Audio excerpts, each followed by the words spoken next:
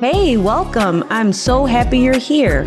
I'm Dr. Ariel Hammond, and this is the Enrichment Entrepreneur, a podcast for current and aspiring entrepreneurs who are in the business of helping kids thrive. We're talking after school programs, summer camps, tutoring, enrichment, the people and places that show up for kids outside the classroom. I'm still building right alongside you, and that's exactly why we're here, to learn, grow, and figure this out together. Let's go!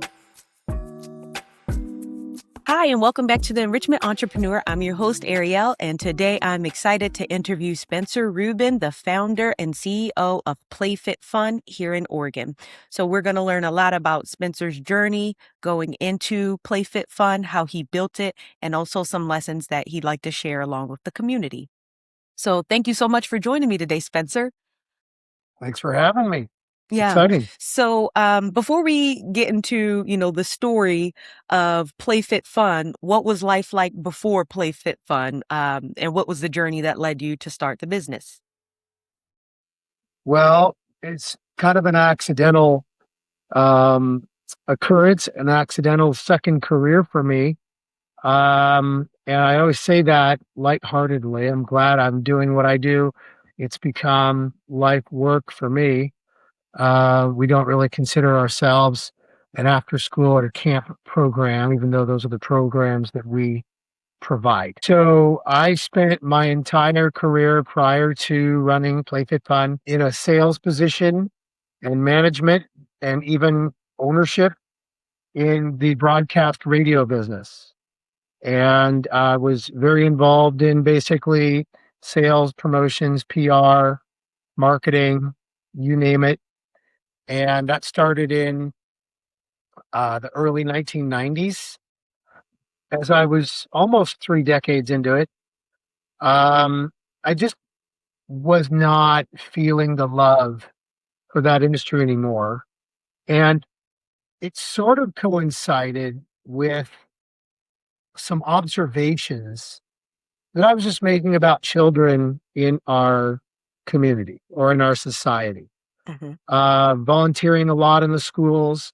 We have 3 kids and they're all grown adults now, but back then was very involved with coming in and helping out in the classroom and, a variety of business programs the schools wanted to do and asked me to come in.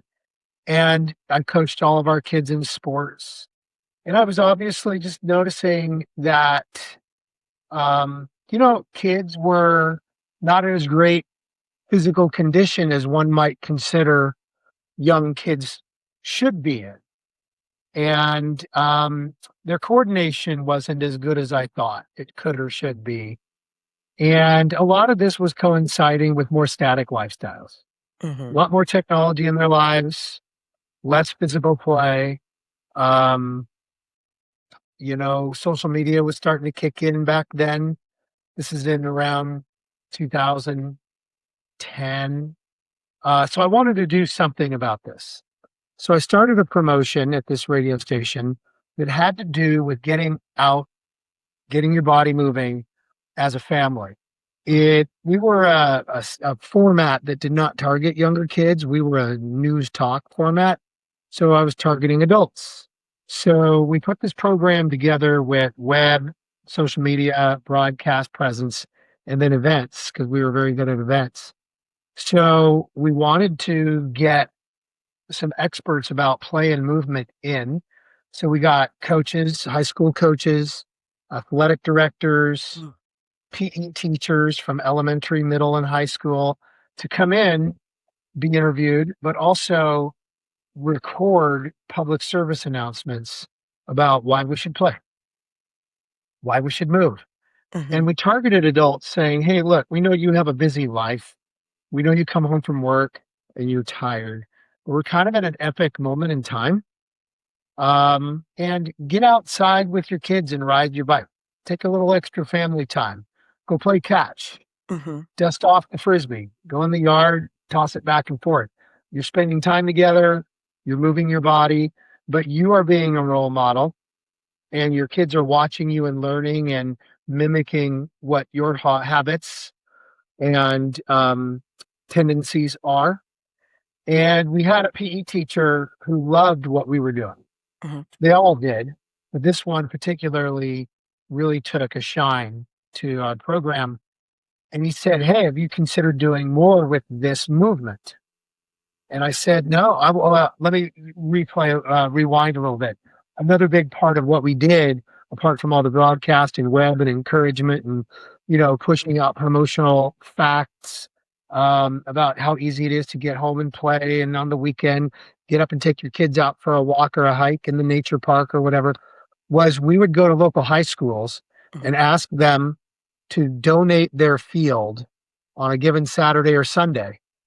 And we would go to their typically athletic field, and we would get a lot of their students to come out and volunteer. They would get volunteer hours, and we would set up field day stations, and then we would promote, and we would get families to come out and come and play and be social, and not just come home from work and school and close your garage door and close the door to your house and never be seen again until the next morning when you pulled the car out and left. So it was a social community thing as well. So fast forwarding back to this PE teacher, he kind of dropped something in my mind that I wasn't thinking about. I was not considering what Play.Fit.Fun would be or could be, but something resonated and something stuck. And I started doing research, and I found out, I would have to be at daycare if I wanted to do 5 days a week at a school. And that's one thing that he was actually considering doing. He said, "Look, I'm a PE teacher in Beaverton now, but a number of years ago, I lived in Beaverton. There were no PE teaching jobs. The only PE teaching job I had was up in Vancouver. So I had to drive from Beaverton to Vancouver, back to Beaverton, and it was a real challenge. It's a long way. And I was going to start one of these after school daycares in one school, sort of like the Champions program or whoever's in the cafeteria for a few hours after school each day. But mine was going to be, this is him talking, mine was going to be PE based, and we were going to be active, and the kids would certainly have snack time, and they would have, their own time. But then I would have structured PE activities. So I researched all this, and I decided I don't want to be a daycare. I don't want to go through their hoops. I don't want to do that. And I found out if we were 1 day a week at a school, we would be considered an enrichment program.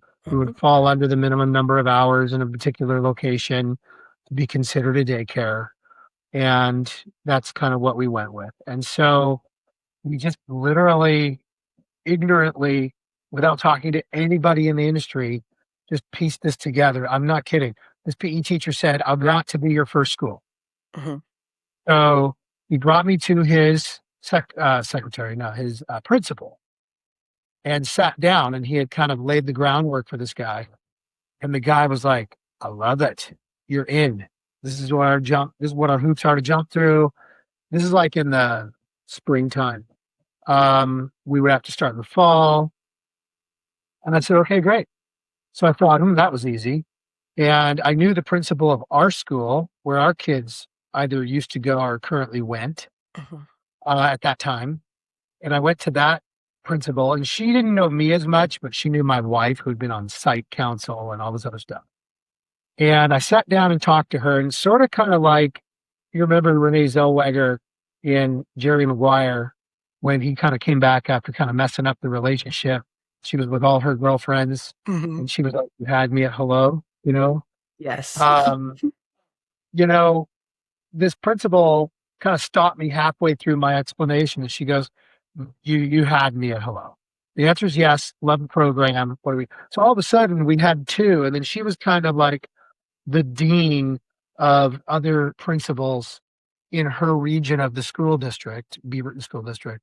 So she started putting the word out, and all of a sudden in the fall, we started with 3 or 4 schools. And I was still in the radio biz. This was just a side hustle. We only considered it a side hustle.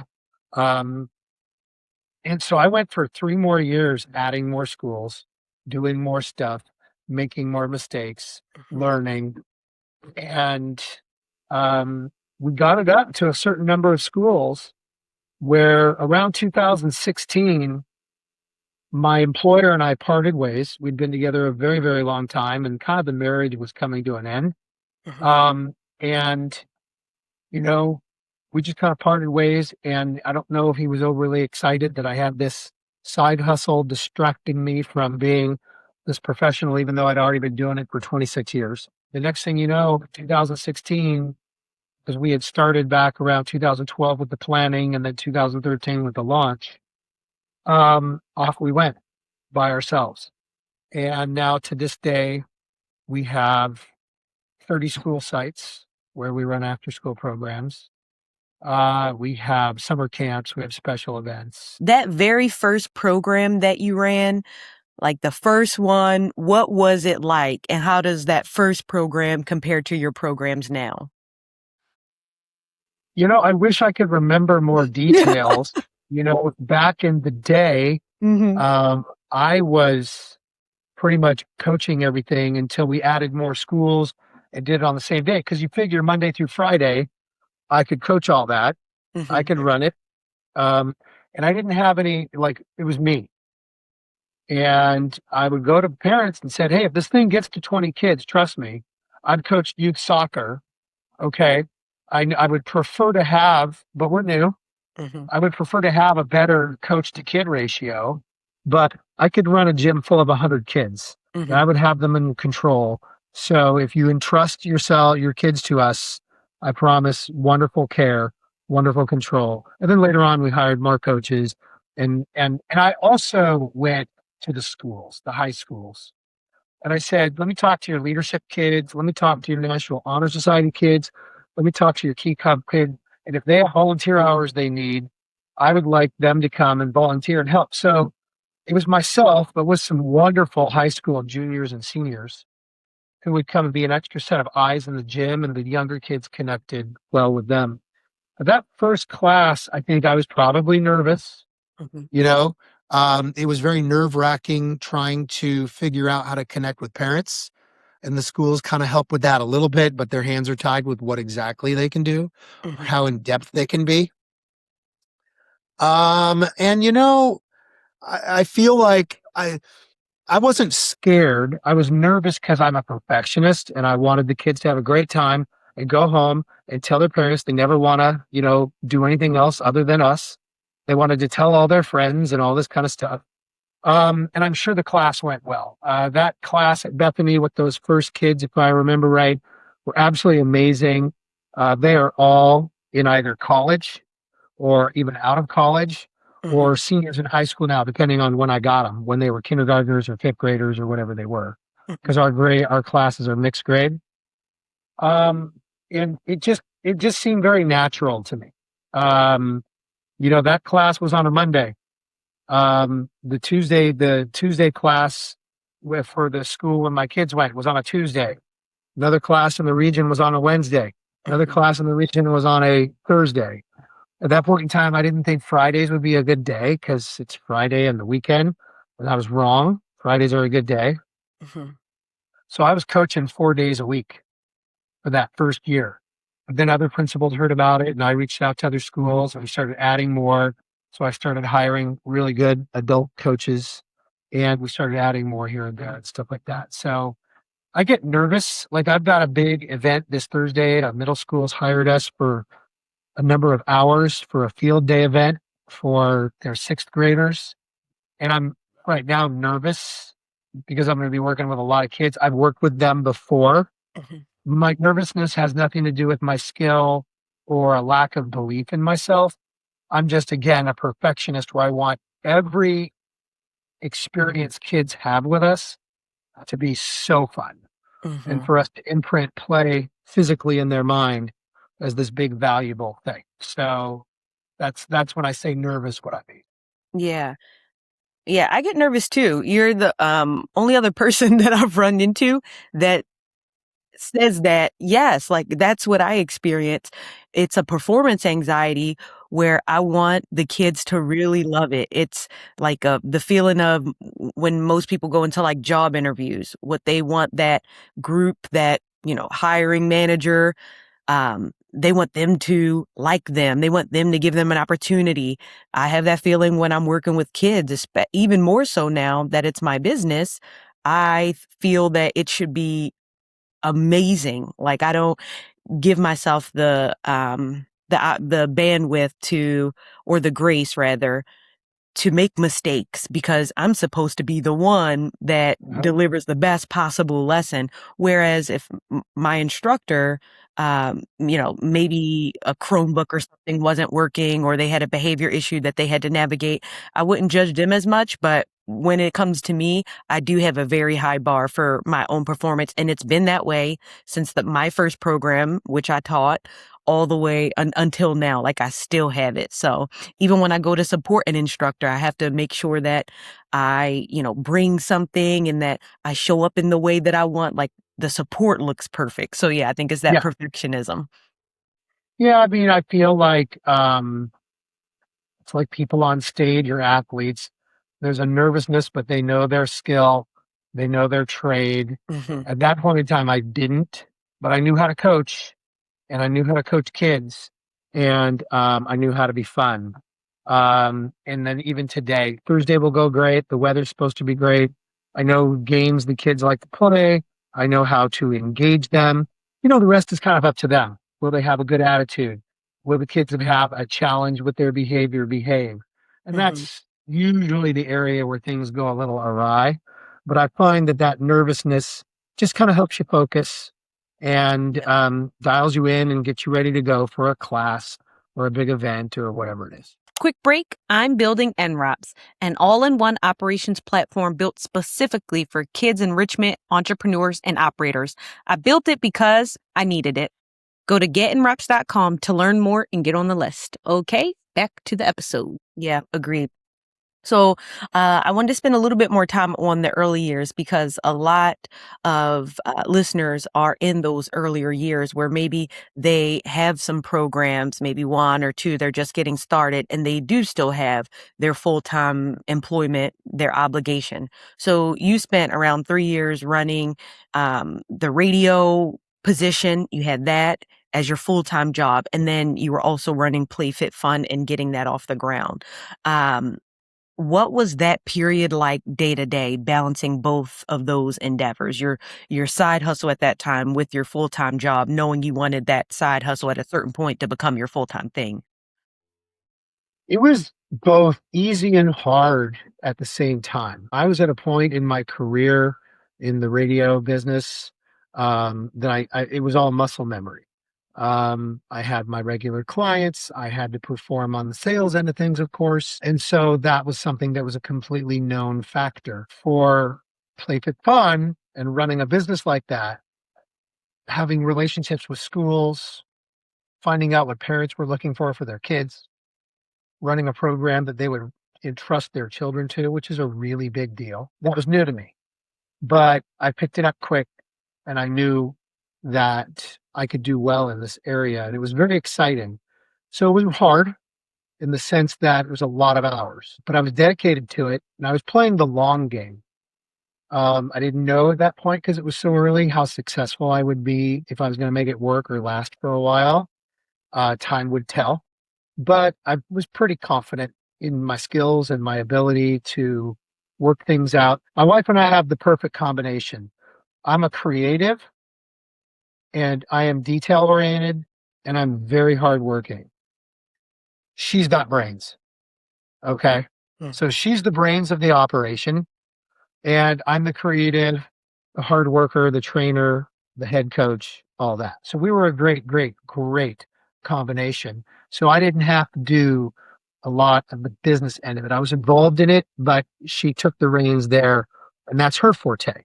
Hmm. And so, if I'm talking to a group of people that are just starting, the biggest thing I'm going to say is play the long game. Okay. Don't think, oh my God, I've got this, and then I'm trying to start this, and it's so much. And I can't do both. You can. It just takes time and it takes sacrifice and it takes dedication and it takes hours. And sometimes you're telling friends, I'm not going to meet up with you and you have work to do. And, it's 8, 9, 10 o'clock at night, and you're still doing some work on your dream project, and your current job is just what's paying the bill. Mm-hmm. So you got to do both, and you got to behave. You got to perform at one because that's the right thing to do for your current job and employer. Mm-hmm. But also, you have to look out for yourself and your dream, and how do you operate this thing? So it was hard for me. I was still being a top performing salesperson. That took a lot of work and prep and effort. And then luckily I can multitask, and I'm probably ADHD and stuff, where I was able to do all this kind of stuff. And there were times like I was cranking hard, 7 or 8 o'clock in the morning until 1 or 2 o'clock in the afternoon. And I was dressed in my golf shirt or my button down collared shirt, tie, jacket, whatever I was wearing for sales that day. And then I'm in the parking lot of a school doing kind of like Superman in a phone booth. Mm-hmm. And I throw on my coach's gear, and I'm walking in with a bag of balls and whatever equipment I have that day, and my backpack and all my first aid kits and all the things I need. And I'm checking in at the school. Mm-hmm. And that usually went until 4:35, depending on the school. And then I would go home, and depending on what work I had to do, I had work that night, a lot of homework. This went on for a few years. And I told my wife, I said, in the early stages, I feel like here's the sacrifices we have to make. We have to be willing to get out and make mistakes. Yeah. That's how we're going to learn. And we're still going to go and have fun and meet up with all of our other parent friends and have family togethers and all these things. But there's times where I'm basically going to have to sacrifice some things in order to make this work. And we were both willing to do that. And it worked out. We didn't lose out on any social life. But there were times where I was tired and I was like, I'm out early tonight, guys, or I'm not going. You can go if you want and meet up with all of our friends, Mm-hmm. but I'm exhausted and I'm going to go to bed. And because I had to perform, in sales, and then I had to be a very happy, welcoming, engaging coach for the kids to Yeah. make that whole thing work. And so that whole, again, piece of advice is play the long game, be willing to work, enjoy the work. Work, it feels to me like in America these days, there's this mindset that work should not be enjoyed. Can you retire early? When can you make your millions early on? Which I've never made my millions yet. But when can you make your millions early on and retire when you're 40 or 45? And I'm like, right now I'm almost 57. I love what I do. I love working. But at the same time, work can be very fulfilling, which Yeah. is healthy for you spiritually, mentally. It adds longevity to your life. Mm-hmm. And so if you're going to do this, you can't fake it. You have to enjoy it. If you're going to run in some kind of enrichment program and you're in the art spectrum, and that's what you've chosen, I'm guessing you're probably an artist, okay, or you love art, but some people may not be. They just feel like, hey, this is a really cool thing. I'm going to do it this way. Better love it. Better love it. You better love working with the kids. You better love working with all kids, not the easy ones only, the hard ones that come in that have a hard time with social anxiety or ADHD or whatever it is, and they've been in a long day of school. And you better love the prospect of what your company can be, because in the early stages, it's not there yet. Yeah. It's just going to take a lot of groundwork and a lot of effort and a lot of outreach. And you better have your own fitness level so you can have your energy up, and you better eat well, and you better sleep. Yeah. So that's a lot, but that's my opinion and what I experienced. Mm-hmm. Yeah. A bunch of solid points were made there, and I agree with all of them. So looking back into year one, full time, or not even full time with Play.Fit.Fun, year one of Play.Fit.Fun, what did you get wrong that you can laugh at now? You know, I don't mean this to sound wrong. In terms of running the business, I don't think we did a lot of wrong things. We found better ways and more efficient ways to do things, track coaches' hours or find and hire coaches, which is always tough. Um, More or less, I think it was probably how I might have engaged the kids that were not the easy kids. Mhm. Um, I think I tried to square peg round hole things a little too aggressively. So if a kiddo came in and didn't want to play a particular game or didn't want to participate the way 90% of the class participated, I probably tried to force the issue. This is early on, and I've learned a lot, obviously, since then. And I've mellowed in my age, of course. I've matured as a coach and a business owner. And I probably alienated a few kids that I never really wanted to alienate. Mhm. You know, some probably stuck in the program because their friends were in it and they did like it because it was fun. And some may have left the program because I wanted them to participate the way I thought they should participate. And at that point in time, I didn't necessarily meet them where they needed to be met. Mhm. So I learned that pretty quickly, but it took me a couple years to say, "Ooh, yeah, I could probably soften up there a little bit, give them time, come in through the back door, whatever." And then next thing you know, without the kid knowing it, I've talked them into playing the games the way I knew they would enjoy it, and it seems to work a lot better that way. Yeah. Yeah, I learned that, um, my first couple of years teaching, as a teacher, like, the way that I was raised was like, "Nope, you're gonna do it," Yeah, and you can't do that with every kid. It doesn't work for no, every kid, so you gotta, I mean, have some it's different your tools in your tool belt. personality. Mhm. It's your personality. It's my personality. I also happen to be Gen X. Yeah. Okay. And Gen X has the mindset of just do it. Yes. Just Yeah. take your shoes off, walk on the gravel. You'll be fine. Just tough it out. And that's kind of like what we did. And Mhm. so I've softened. I've had coaches leave and then come back after a year or two. Maybe they had a kid or they had other stuff, or and then they're looking for another part-time job again because that's what our coaching positions are. And they've said, "Oh, you've changed things." And I said, "Yeah, if we've got a real significant anxiety kid, we're just going to let them sit.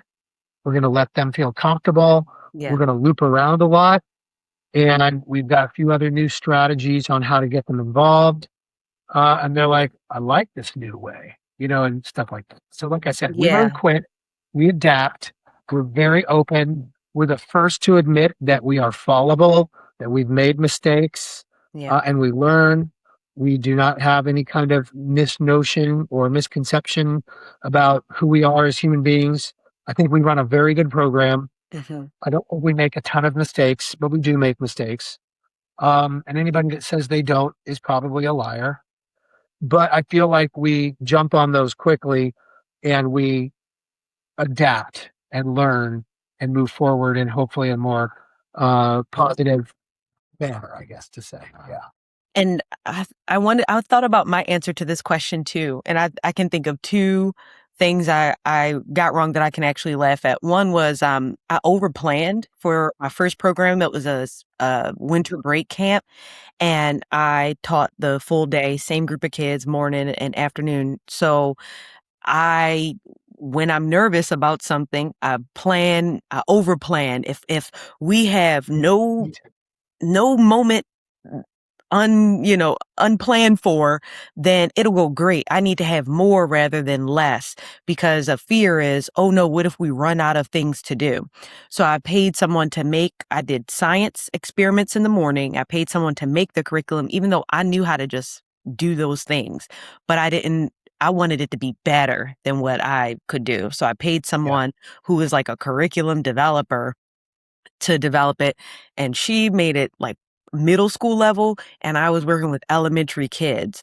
So at the end of all of this, I still had to do a lot of scaffolding down. I still had to make so many changes. It was a waste of time and money. I could have did it myself. But I only learned that after the fact. I just needed to feel like I did something really fantastic. And I did, but it didn't require that level of preparation. I Yeah. had so many materials, totes and totes of materials. I spent so much money on materials because we did art and things in the afternoon and so many consumables, so much paint and all this different stuff. Yeah. That looking back, but I had to do what I had to do to just get through it. I'd like to dive a little deeper into the field day offering that you have. So how did you come up with that, and what does that look like compared to your after school programs and your camps? So we always planned our program as a malleable ball of clay. Okay.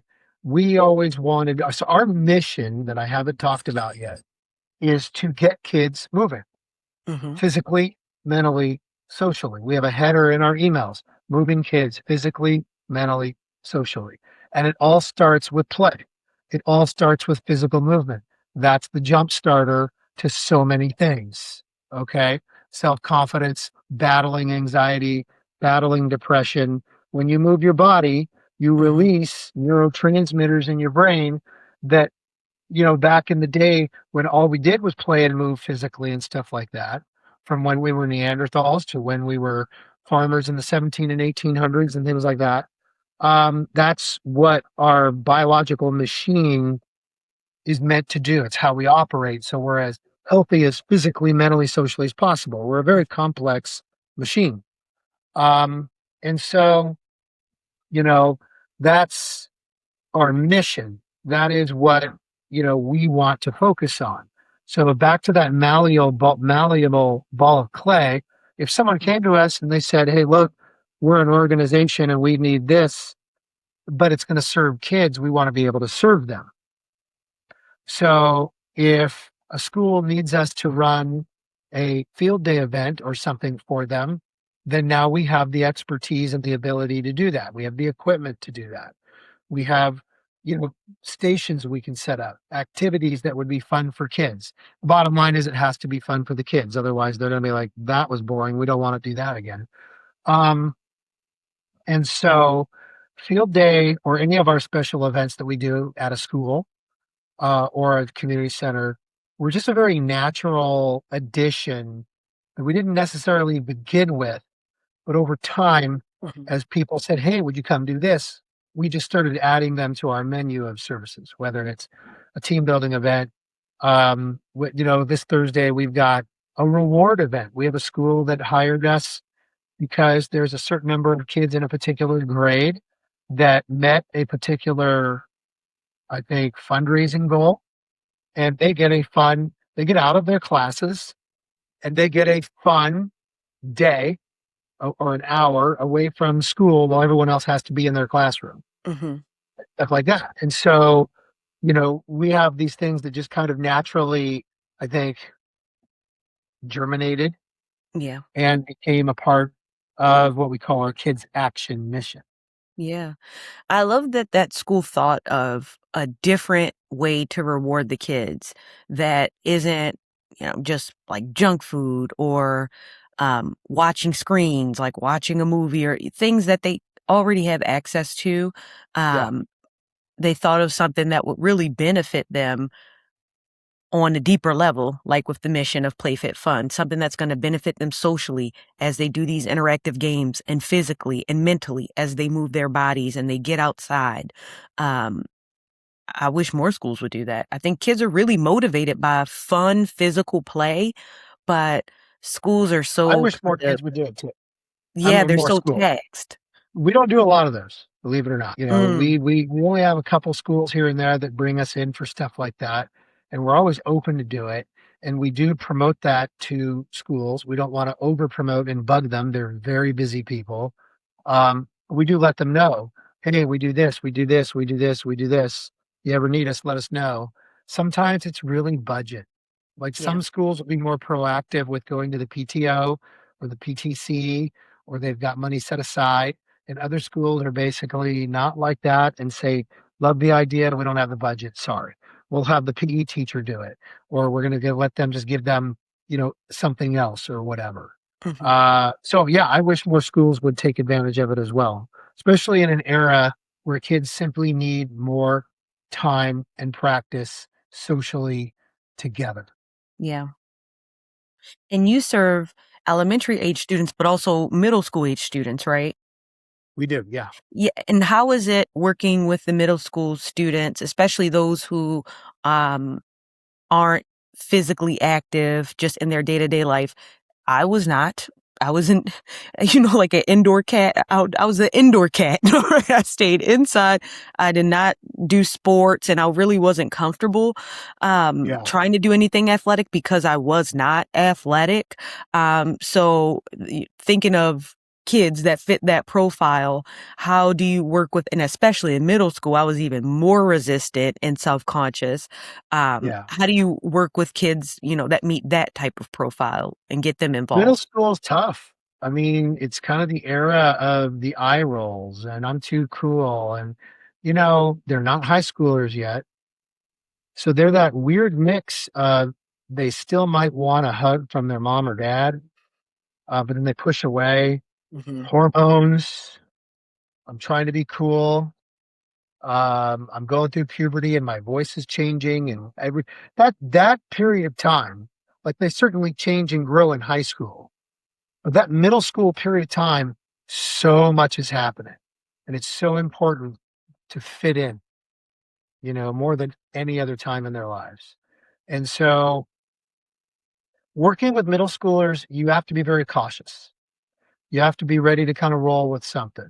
You have to have that mix of, nope, this is the way it's going to be. You have to have control of that group and not be a taskmaster, but sending them the message of, hey, I get to make the rules and I'm going to make this fun as long as you behave. We've never planned our program to be a sports program, and it's not.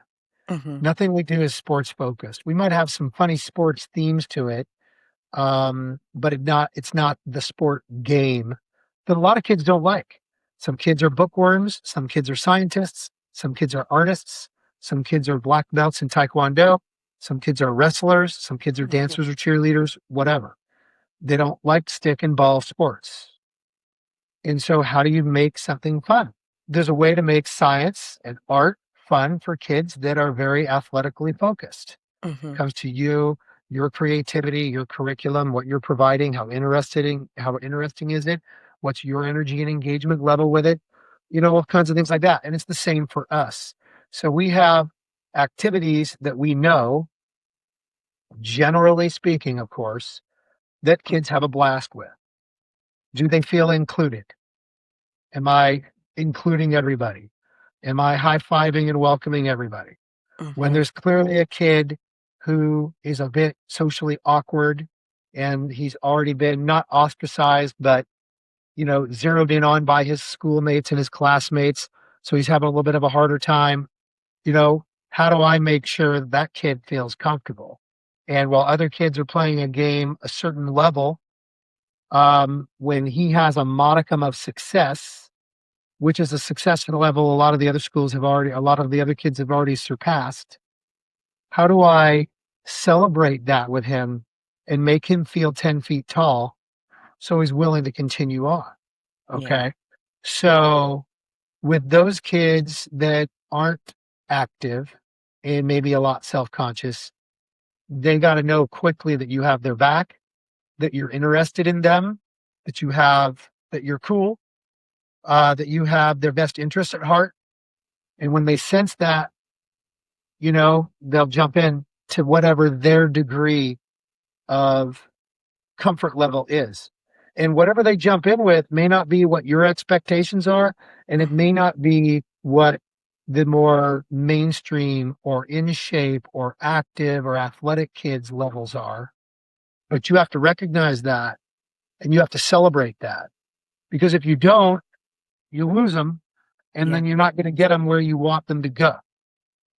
So that's kind of how we operate. Middle schoolers are tough. Mhm. We don't have any after school programs with them. They're old. They go home. They walk home by themselves, whatever. But when it comes to schools wanting to bring us in for a special event, something fun, a field day, or whatever, then we will plan activities that we know they like. Mhm. Believe it or not, sometimes they like to go back to the elementary parachute and all kinds of things, and they don't admit it up front, but then when they start doing it and they see their friends doing it and they're having fun doing it, they let their inner child out and stuff like that.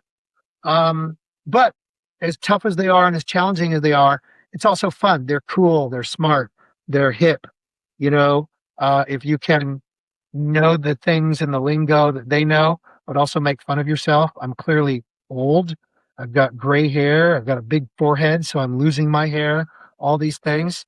So if I can, like, if I have a game where there's a penalty and dabbing is out, No, and not the I sit there dab. and dab and make them say, all right, guys, if this happens, you gotta hold a dab for 5 seconds. And they're like, Funny. no. That's And I like funny. do it. If I'm willing to make a clown out of myself, then maybe they are too. And I'm like, all right, if you don't want to dab, you could do the gritty, or you can floss, or Yeah. if you take yourself way too seriously, do 5 jumping jacks and then just get back in the game or something like that.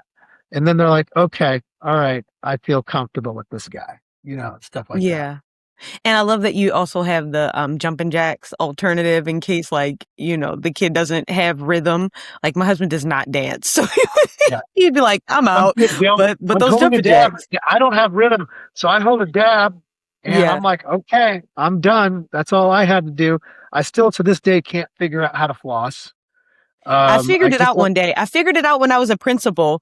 Me and my admin team, we were at an elementary school. We were all working there and the kids were doing it. And I'm like, why do they keep doing it? So in one of our admin meetings, I closed the office door, I pulled it up, and we all just practiced until we got it right. And by the end, I think we did it for like 30 minutes. I knew how to floss. Kids crack up when I tell them because it's simple. It's simple Mm-hmm. for them, and so is hula hooping. I'm like you guys. There's a lot that I've accomplished in this life, Yeah. you know. Um, but there's 2 things that I have not figured out how to do yet, and one of them is hula hooping.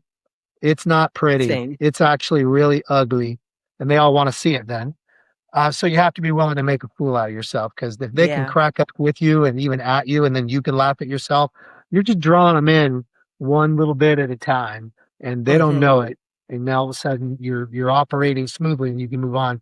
And I have not figured out. I get the one first move of the floss, and then I'm done. That's it. I can't do the rest. Yeah, yeah. It's So the stiffness. You got to keep it stiff.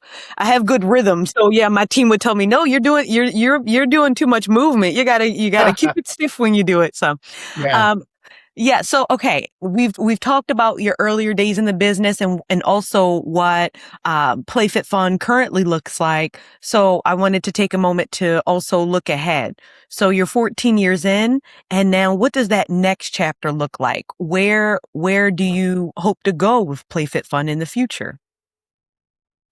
I just want to keep adapting. I don't necessarily want to, get bigger and have 50 after school programs. Hmm. You know, we would love to, of course, but I don't want to I'm 57 in 3 weeks. Okay. I'm getting older. Things that I started doing when with Play Fit Fun 14 years ago, I was 42. I had a Hmm. lot more energy then than I do now, and I have a lot of energy now. But Yes. I'm like, I don't want to put a lot more effort into managing a bigger operation. It's already hard enough as it is with where we're at. We don't have 5 programs. We don't have 10. We have 30. 30. And that doesn't count anything else that we do. So that's a certain number of coaches, hiring, training, maintaining, training again, and trying to convince them that you're not trying to patronize them. It's like the Trailblazers. When they come out from the locker room before the game, what do? Layups, Hmm. free throws. It's the basics. They're being paid $100,000 a minute, you know, and they're doing the basics. We could do the basics. Yeah. What do you do if you're in the Navy and you're on a submarine? Every day you do the basics because that's what keeps you safe and that's what helps launch you toward excellence. Hmm. And so that's, with me, with my training, with my people and stuff. So I want to just keep adapting. We have no designs on stopping and retiring in the near future. We love what we do, but we've already added some programs where schools might say, here's issues that we're having. Can you help? Mm-hmm. Like we can come in and work with an entire grade range and team build. If that particular grade as a principal, you probably know, there's always that one grade. Yes. There's always that one grade. There was something in the atmosphere Yep. or in the water when they were conceived, and they're either a very sweet, kind, amazing grade, or they're that grade that are just all over the place. Yep. One of my recent schools, I've had issues with one particular child in this after school program, and he's in there with a bunch of kids in second grade, and they all know each other. They've all known each other forever. They're like Mm-hmm. brothers. They wrestle. Da, da, da. The whole class is wonderful. This one kiddo is a major problem. And so I was talking to the principal one day, and she goes, well, first of all, let me preface this by that entire grade is nuts. Yeah. You've got a bunch of them in your class. I Mm-hmm. said, I figured that part out pretty quick. So, you know, we are always watching, listening, thinking, adapting with the schools. What do you need? Where are kids having issues and challenges? Can we provide you a service for that? We don't want to just be known as the after school program. So that's kind of where we're at right now. We've added some of that team building. Years ago, we added the fifth grade parties, or sixth grade if elementary in that district goes to sixth grade. We've added, a variety of things where we can come in, be a fun option, and then still be very satisfied that under our umbrella of getting rebranding play Mm-hmm. in kids' minds, physical, non-technological play as this fun, viable thing in their life. Yep. We try not to get long-winded with them because we just want to show them moving your body and playing is fun. It's good Mm-hmm. for you. If it all fits under the umbrella, that's great. So we're just always kind of keeping our eye out on that adaptation. What else can we add in during? Because in the mornings and afternoons, or the mornings and middays, I got nothing going on other than office work. Mm-hmm. I don't work with kids till the afternoons, Right. you know? So what can I do in the schools with kids during that time frame? And, some of the schools take us up on that. Some of them don't. Mm-hmm. That makes sense. So yeah, adapting with the times, becoming more efficient, and not necessarily becoming bigger, but just adapting and improving what you're already doing, the current size, at your current size. Yeah. And if we lose a school, which we're going to lose a school next year, unfortunately, for one reason or another, they want us back the year after that. But next year, for some strange reason, they're pausing all of their enrichment programs. Yeah. Um, and we've been there for years. We have a great relationship with them, but their board, it's a charter school. Their board came to them and said, hey, we're retooling some things. There's a little bit of work being done on the building. So next year we want to limit how many people are in here other than staff and kids. But we'll be back, the next Mm-hmm. year. So we have a school in Beaverton that has us in during the school day once a week to do some stuff with them. And I've been chasing her hard on an after school program, but her aftercare is so huge Mm-hmm. that against all of the past principles that no one else should be there using her spaces that she reserves. Mm. And I finally got to the point where I've convinced her that, hey, when she gets the kids and they're having a snack and whatever, we're only there for an hour. Yeah. If school gets out at 3, you're telling us we have to be off campus at 4. Mm-hmm. They can use the gym or the covered space outside that they're not using, even though they're going to use it, even though they've reserved it. We could be out of there by the time they're coming in to use it. Now you've got more enrichments, more fun, more health and wellness in your building for kids that don't go to the aftercare program, Mm-hmm. and more socialization. And the more they know each other, the better school community you have. Maybe the less bullying you have and other issues and stuff like that. And Mm-hmm. she's kind of bought into that. So that school program is going to replace the one that we're losing. So we're always looking to build those relationships too. So if a school leaves or we decide to leave a school, we can replace it with another one. Yeah, that makes sense. And the angle I thought of this as you talk throughout, like there's something with like belonging, and we know the data, the correlation between student sense of belonging in school and persistence in school and chronic absenteeism, and antisocial behaviors, including bullying and achievement. It's all correlated, and it starts with feeling that they belong in school, that they're connected with at least one trusted adult in school, and that they also are connected with a trusted peer in school or peer group. So Play.Fit.Fun is part of that solution, and it's smart to like lean into that when you're talking about bringing your program into a school, because they may not see that angle immediately, but it's very clear. Hence why it's a big pull for student athletes for them to continue playing in sports because of that belonging, because of the community, because of the deep pro-social relationships that they build. You're a former administrator, so you know what that life is like. Yeah. You've got meetings, you've got parents, you've got misbehaving kids, you've got to support your staff, you've got staff drama, you've Mhm. got budget cuts, all these things that create havoc. So, how much time do you want to give to after school enrichment programs? So, that's another piece of advice that we could give to anybody, especially unless they've already figured it out, but especially new people, is don't be a burden to them, be efficient, be quick, let them see value in you.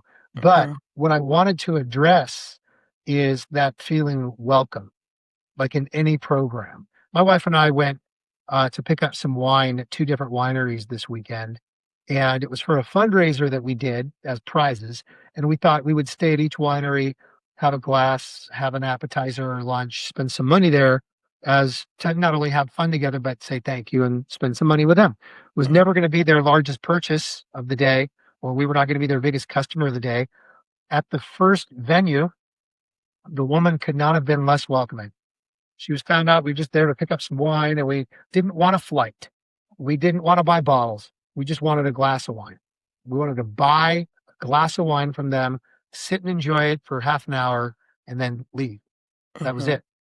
And she went from interested in us to disinterested in a heartbeat. We recognized it instantly, talked about it instantly amongst ourselves. Mhm. She pawned us off on someone who did a good job, but then she started going after other people there, where there was gonna be a lot more skin in the game for her, okay? We Yeah. didn't feel particularly welcomed by her. We've been there before, we liked their wine, but we're kinda like, "Ew, we have a pebble in our shoe about this now." Mhm. The next place couldn't have been more going out of their way. "Hey, we don't have space. Maybe we can get you at the bar. Is that okay?" "Sure." Next thing you know, "Hey, we found a table at this other part of our place. It's this kind of secluded, really neat dining room. Would you like to go there?" "Sure." We Mhm. felt like $1,000,000. So when you feel welcome somewhere, it becomes part of your radar, part of your sphere that you want to, evolve and revolve in.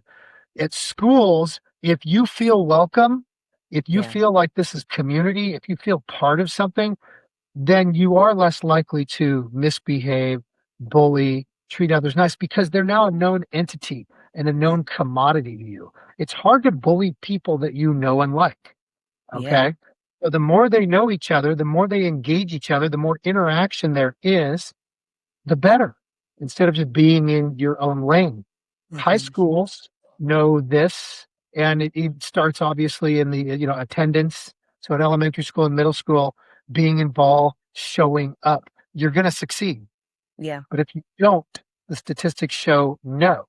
So we have 2 schools that bring us in the very early stages of their ninth graders' high school careers, like the first couple days of school, Mhm.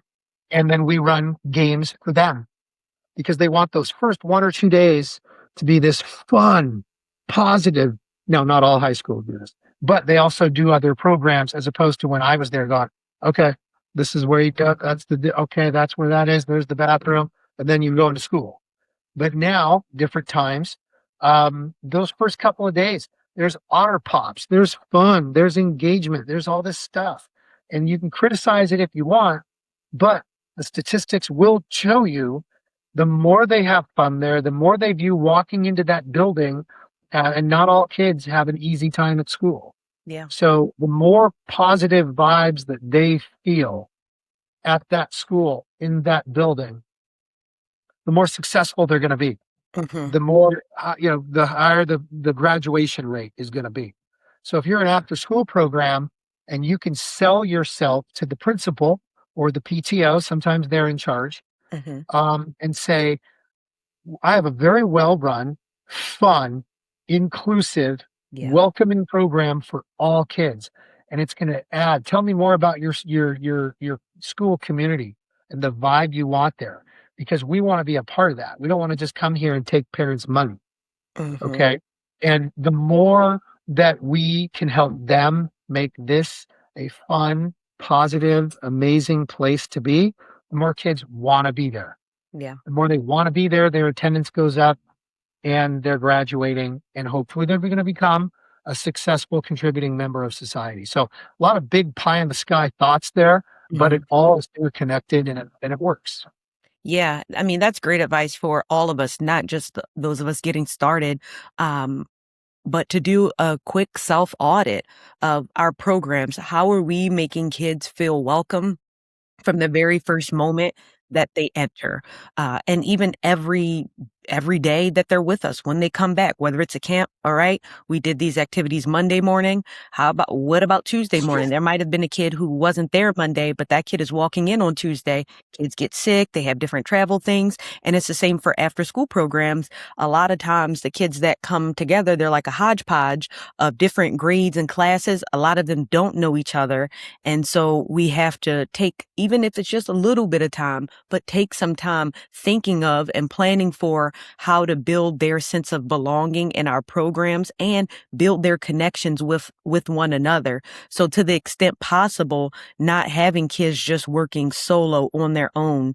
And at Journey to STEAM, my STEM kids enrichment business, we have kids work collaboratively on projects every single session because it's so important for them to have those social emotional skills and those soft skills, communication skills. Even if they're doing coding, you're coding together as a pair, and nothing can be more individualistic than coding. But if we can do that, then I think there are opportunities with all of our programs to insert moments of connection, welcoming, belonging, and, as you highlight, fun with everything that we do. So as we close out, we've gone over so many things. And I think there are things that I'm going to listen back to and apply to my own context, because we're never too established to learn from what other people have gotten right. And especially that fun and belonging aspect, I see Play.Fit.Fun as a shining example in getting that part right. Um, where can people find you if they want to learn more about Play.Fit.Fun or connect with you? Is there a website or another channel that they should use? And we'll have all of this linked in the show notes. Yes, we absolutely have a website. We're on Facebook, social media, with, I guess, Instagram, YouTube. Our YouTube channels is basically us posting a bunch of games. Mhm. You know, that's it. We're not doing any big long spiels or anything like that. We're literally just posting our games out there in the world. If it inspires someone or an organization to try it and play a game and get kids active and moving, then that's kind of what we're doing. LinkedIn, that's more professional stuff than anything. So yeah, they can find us all there in those areas. Okay, cool. And I'll make sure to connect with you on LinkedIn. I'm on LinkedIn. All right. There you go. So yeah, all of those links will be in the show notes. Spencer, thank you so much for taking the time today to walk us through your journey, to share the highs, the lows, and those hard learned lessons. Um, I look forward to following your journey and Play.Fit.Fun as you all continue to adapt. Yeah, looking forward to following your journey, and thank you so much for sharing with the community. Well, we appreciate the opportunity. It was fun talking to you. Yeah, thank you so much. Talk to you soon. And one more thing. Remember, I'm building NROPS, finally, an all-in-one platform built specifically for kids enrichment, entrepreneurs, and operators. We're talking everything all in the same place. Finally, from scheduling to instructor management to partner and parent communication to onboarding and registration, all of it. I built it because We need it. So go to getinwraps.com to get on the list. See you next episode. And that's a wrap.